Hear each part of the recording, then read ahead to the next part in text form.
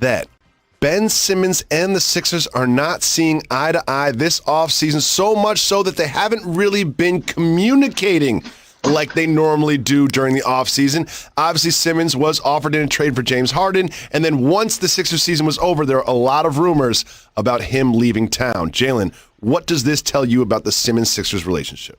Basic professional etiquette 101. If your job or your boss reaches out to you that happens to be paying you millions of dollars, you should return the call. Just normal protocol. But in all honesty, I feel like this relationship is going to end with Ben Simmons ultimately being traded. I think that's why he's not necessarily returning their calls, because he knows that they're shopping him. And the one thing about getting traded, and you know I can relate because I've been moved multiple times, is sometimes you see it coming, and then also before it happens, people assassinate your character. Then they say things like this that people don't know if they're true or not. So the fans that you do have are not upset that you got moved. It's a weird mental gymnastic that happens in professional sports. But with that being said, the way he performed in the playoffs, in their final series, and particularly his lack of productivity in the fourth quarter, you can't have him and Joel Embiid being your two best players and feel like that you're going to contend for a championship.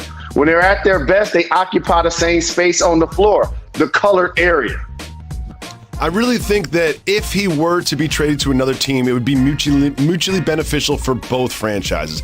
I'm big on Ben Simmons, and I would definitely be in the market for him were I a GM around the league. I think he's extremely productive. He is the second vote getter in Defensive Player of the Year, the second best defender in the entire league, a great passer, has great vision, and without Joel Embiid on the floor, there's another team, another chemistry, another offense for him in which he will be very successful. And I also understand maybe he doesn't want to talk. They literally offered him in a trade already. Once the buzzer was over in the Hawks series, they put him on 17 different teams in the media. I understand why he feels a certain way, and I hope that for him and the Sixers, that this ends up in a fair trade for both teams. Everything you say is A+ spot on, my brother, and I want to add to that. The Philadelphia 76ers, in theory, are the only team that have an anchor post player like Joel Embiid that requires them to run their offense that way. If you look around the league, the floor is normally spread. And a guy like Ben Simmons now, who embodies positionless basketball, is able to take advantage of his athleticism, his quickness, his speed, and his ability to finish. But if you have Joel Embiid, of course you need to feature him. And so that's the dilemma that they have. He's their franchise player. Ben is going to end up somewhere else. And I, like you, know that he's going to ball when he gets to his next destination. He's going to do work at his next destination. So everybody that get a chance to assassinate his character and talking about how he's spending his offseason and talking about how much a house that he's hanging out in California costs, all of that is irrelevant. When the season starts and/or when Ben Simmons get traded, trust me, he's going to go somewhere else and do work and still be an all-star level player. Absolutely, and I'm going to be a die-easy fan of that team no matter what team it is in the National Basketball Association. Jalen Rose, moving on to a player that you always have some insight on, and that is a trade between the Pelicans and the Grizzlies. And I say Jonas Valanciunas because you know that Jonas Valanciunas was very important to the Grizzlies' success this season. He is now going to be on the Pelicans. Steven Adams and a pick move to the Grizzlies. Mr. Rose, what do you think the real significance of this move is? To open up the floor for Ja Morant's ability to drive. Kind of like what we just said indirectly about Joel Embiid. Valanciunas has been a productive big, right? A double-double guy that could get you a couple of blocks. For me, he was this season their third most important player behind Ja Morant, and you know how much I like Dylan Brooks, and I'm glad he made this name for himself. And so on paper, it's a little head-scratching initially. On paper, this is a little head-scratching because Steven Adams ain't going to give you the offense. He hasn't given the productivity recently. Eric Bledsoe when the Pelicans moved on from him, when the Bucks moved on from Eric Bledsoe, they only went and won the championship with Drew Holiday. And so it to me seems more of a salary dump to try to acquire more assets. And I'm not overall upset at it for either team. Zion's going to need a guy to play alongside of that's taller than him, that can get some post offense. But late in games, here's what I want you to watch for. Who do the Pelicans have on the floor? That's the key, because to me, when Zion is at his best, he's point center. I've been talking about his handle. I've been talking about his passes since Duke. I don't necessarily see him and Brandon Ingram falling into the roles of traditional 3, traditional 4 with Valanciunas at the 5. I don't think that gives them enough spacing, in particular with those 2 big guys late in games. So it's going to be interesting to see how Willie Green navigates that. But overall, I think they were just trying to build out their roster and get more assets and ultimately keep Zion happy. That's what you're trying to do. And the Pelicans do have some more cap space getting off the Bledsoe and the Steven Adams contracts. Jalen, moving on to the Saints, we always talk about this quarterback challenge between Hill and Winston. Now, Mr. Rose, there's news that Michael Thomas' injury will keep him on the PUP list through training camp and potentially miss games in the regular season. How do you think that affects this quarterback competition they have in New Orleans? I'm just so very fortunate that I'm completing, I guess, my 14th or 15th season doing NBA coverage, and I've never taken a day off during the season. I've never been on the PUP list. So very fortunate. With that being said, you and I ain't talking about no quarterback debate with the Saints. We brought Cam Jordan on the show, and we asked him, what do you think about Taysom Hill? What do you think about Jameis Winston? It's never been about the draft pick. I love coaching staff. Love you, brother. Love my teammates. Love the fan base in Green Bay. Incredible 16 years. The Lombardi Trophy is going back home. A lot of this was put in motion last year, and the wrench was just kind of thrown into it when I won MVP. End zone touchdown! Is he the MVP or what? It's just kind of about a philosophy. It's about character. It's about culture. It's about doing things the right way. The people make an organization, and sometimes that gets forgotten.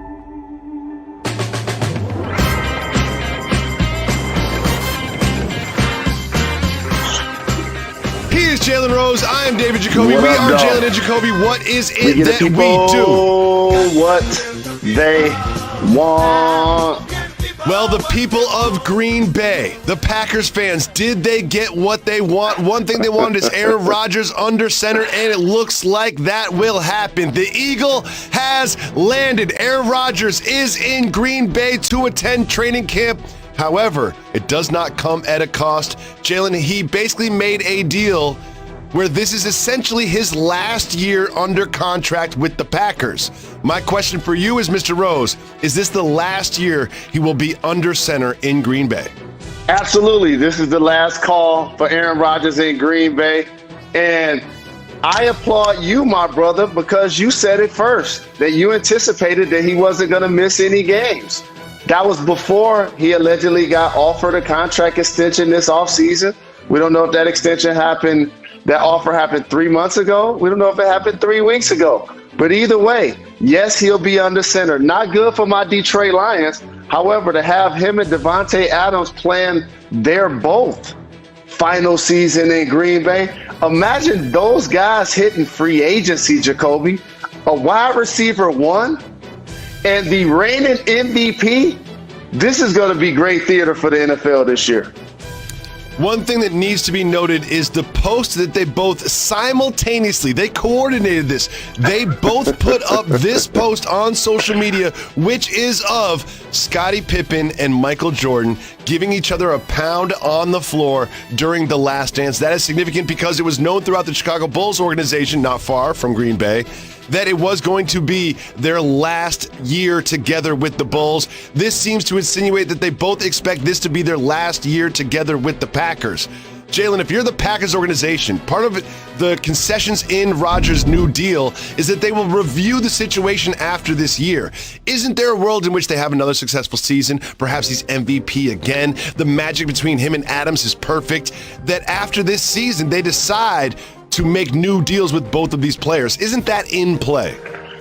It has to be in play because if it doesn't make dollars, it won't make sense. However, I think this relationship is fractured to the point of repair. As I mentioned, not only do I believe it's going to be Aaron Rodgers' final season, but Davante Adams' final season. And it doesn't seem unique in theory to see a quarterback that's been with the team 15 plus years or so end up retiring somewhere else. We've seen it happen with so many great players, from Joe Montana to Brett Favre and now Tom Brady, and we're going to see this with Aaron Rodgers as well. But what makes his situation unique is that he's the reigning MVP. Yes. And going into that year, they drafted his backup in the first round. And so now when you take those steps, you give him the leverage that he needs to come to you and say, y'all didn't take care of me and show me the kind of loyalty that I deserve. Y'all ain't take care of Davante and give him the kind of bread he deserves. Now it's championship year or bust. And this is for the Green Bay fans, a great opportunity to see if they can win a championship in his final year with the squad. I would say that them going to the NFC Championship game in the last 2 years was exceeding expectations. I do not expect them to win the Super Bowl, and I expect, Tommy, put up those concessions again. When you look at the list of things that were quote-unquote conceded from Aaron Rodgers, they all look to be in his favor. After this year, they're going to review what happened. Look at that one at the bottom. Mechanisms in place to address Rodgers' issues with the team. What is that, a conference call? Like, are we doing a weekly meeting? Like, is it couples therapy? Like, what are mechanisms in place to address Rodgers' issues with team, Mr. Rose? Well, here's the beauty, though. There are 31 other teams in the NFL that now get to jockey for position because they know that Aaron Rodgers is going to be available. They know Davante Adams is going to be available. Get your money right. Get your salary cap right. Get your draft choices right. And so this now becomes a win-win in theory for both sides because the Green Bay Packers is not just going to lose him for nothing. That would be foolish. So they're going to get a hefty return for Aaron Rodgers for sure. Now, Jalen, one thing you've pointed out is what Giannis in Wisconsin did. He signed the extension before he had to, just to calm the waters. So the storyline didn't follow them around all season long. Seems like Rodgers just did the opposite. After every single loss, we're going to ask if he has 1 foot out the door. After every win, we're going to ask if that's going to be enough to keep him there. This Packers drama is going to be alive and well throughout this entire season until the final snap of their season, and then we'll talk about it all off season. Oh, this is Jalen. Easy, dog. We got the theme song. Let's get Large Professor on the phone. We're looking at the front door all season. All season, that's going to be the headline. I can't wait. This storyline is going to drive the narrative all NFL season long. Jalen, every once in a while, there's a news story that comes across that just makes me angry. And the next is one of those. Last time we talked about Cade Cunningham, he was at a Tigers game. He was listening to Detroit music. He was acclimating himself for Detroit. And now, your Countdown Crew brother, Adrian Wojnarowski, took his Twitter fingers out and tweeted this. I can't believe I'm reading this. Detroit's internal meetings are still revolving around 3 players for the number 1 pick on Thursday night. Cunningham, Green, Mobley. Sources tell ESPN Detroit isn't fully there yet on committing to Cunningham with the first overall choice. What are they doing, Jalen? What are they doing? This is so dumb. Just why play these mind games? Commit to Cade, draft Cade, move on with your franchise. What is happening here, Jalen Rose? I like your approach, and I agree with your mentality. But when they're in the position that they're in, you got to field these calls. Somebody might call with a deal that you can't turn down. I get that. But ultimately, I believe he's going to be the pick. But here's what happens sometimes in workouts too, Jacoby. If you notice when we're watching Cade's highlights, they're not necessarily high flying, right? They're not like oohs and ahs above the rim. He's actually a skilled basketball player that does it in all facets, right? And so what ends up, I'm pretty sure happening, you get in some of these workouts with these freak athletes like Mobley and Jalen Green, and all of a sudden these pogo sticks have you like, oh man, hold on. Like, wait a minute, are we sure about this? That's just how the game works. But I think cooler heads are going to prevail. I think he ultimately becomes the number 1 pick. And you and I have mentioned this. It's one thing to have the top pick. It's another thing to have a consensus player to take. Yes. Cade Cunningham is that player for this draft. I'm concerned about this for the Pistons because, I don't love the Pistons, but I love you and you love the Pistons so much that I'm forced to deal with them. And if they mess this up, I'll be so upset because I know you're working the draft. If they don't pick Cunningham at number 1, you're going to walk off the set. You're going to walk off the set. You'll be at my crib like 10 minutes after the number 1 pick if they don't draft Cunningham. This is such a no-brainer. Detroit Pistons organization, do it for the city. Do it for the team. This is a player that you can build around. There are other impressive prospects in this draft. I understand that. But keep your eyes on the prize. Draft Cade Cunningham number 1. Please, please, for Jalen Rose. Moving on, it is time to show me some Shohei. Shohei Ohtani continues to impress consistently all season long. Last night, 7 innings pitched. 1 earned run. Didn't hit a home run, but had an RBI. And get this dude had a hit through 7 innings and had a stolen base on the same night. Like, he's doing things that have never been seen before in baseball. And I saw him clock 100 miles an hour as well, dog.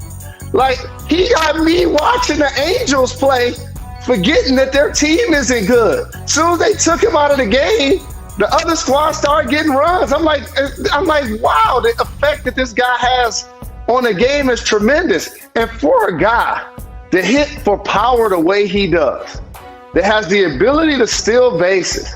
I saw the man trot to right field at some point this season. The smooth lefty has become must-see TV. I'm telling you, Jacoby, let's gas up the Caravan, the minivan, however you want to do it, and let's go follow Shohei when the NBA season eventually concludes after the draft. Okay, a couple things. Number 1, Jalen, there's no chance we're driving long distances together. You're too rich for that. We'll be on a plane. And number 2, you've committed yourself to so much this quote-unquote off-season. There's no way you can be everywhere that you've committed to. But I will see you at the Drew League. That's what I want to do with you. I'm not going to follow Shohei Ohtani around, but I will be at the Drew League. I will be at Dykeman. I will be at Rucker. I will be at the Seattle Pro-Am with you. Jalen, coming up next, there's some rumors. There's some whispers that